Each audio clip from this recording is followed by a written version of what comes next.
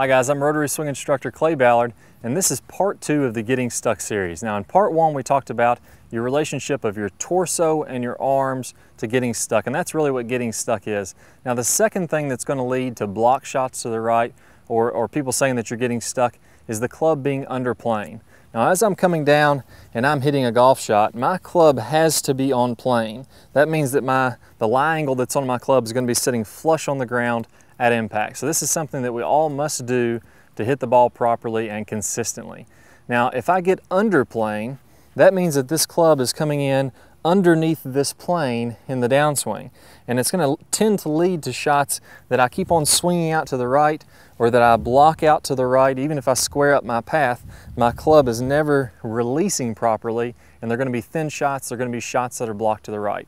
So if we're looking this from face on, it's going to be this club is too flat, it's underplaying, and my typical miss is going to be either to swing out to the right and block the shot, or it's going to be to kind of try to square it up at the last second and maybe just hit the shot thin. I can also get some snap hooks if I really try to release it hard to get rid of that blocked feeling that I feel like I'm going to have. So let's go ahead and look at the correct and incorrect motions on camera so we know what to look for.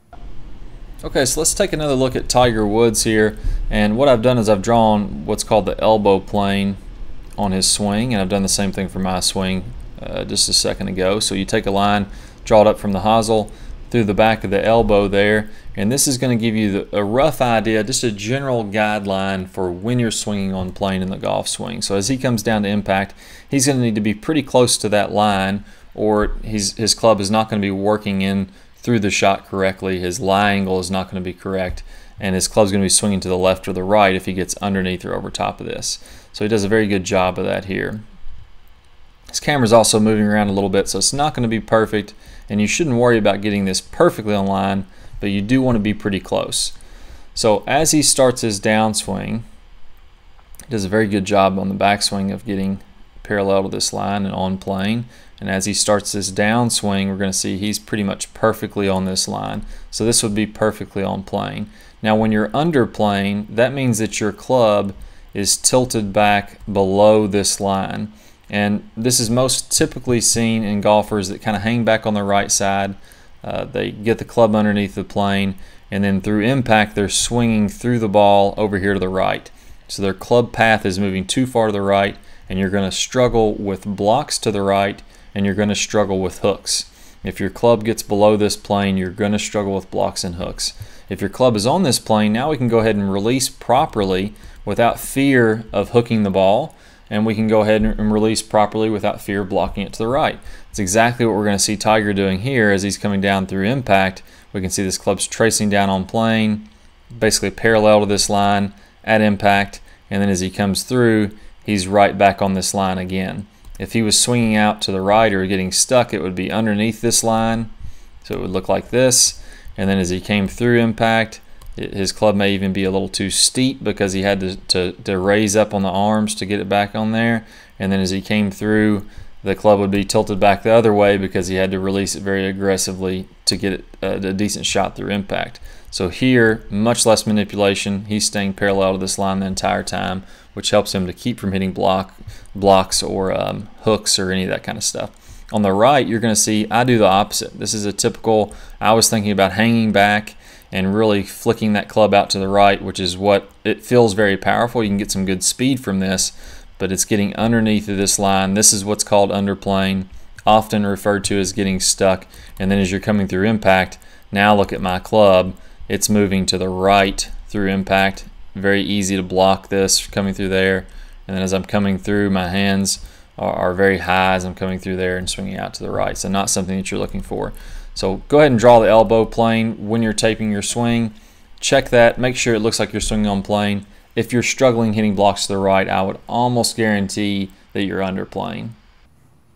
All right, so now we know what it looks like to be underplaying.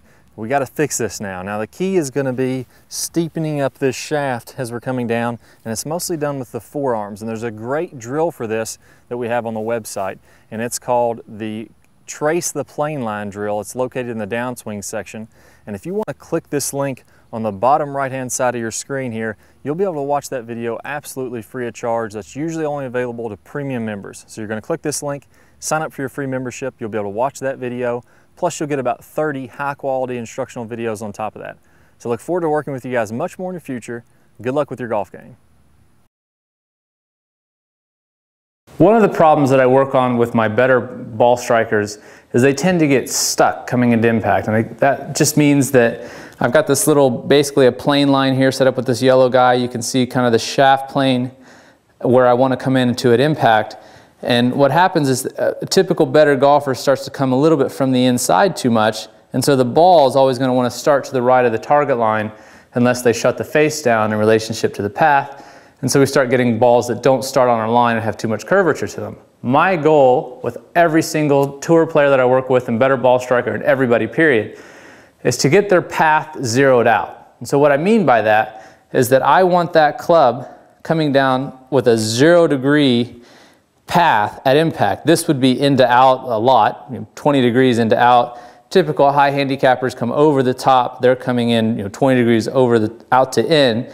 I want that path to be 0. So I use a flight scope. We have a launch monitor that we use to get specific, but you don't need a launch monitor to get really, really close with getting your path. Now it's time to take action. Don't let another year pass and still be frustrated with your golf game. This is your year to beat all of your friends. Go to the description below and click the link to sign up for your free membership. It will never cost you a dime, and you'll receive over 2.5 hours of detailed, eye-opening video lessons. Plus, you will be able to see the remainder of this video, only available if you click the link on this particular video. Be the first of your friends to join our 40,000 plus free members. We look forward to having you on our team.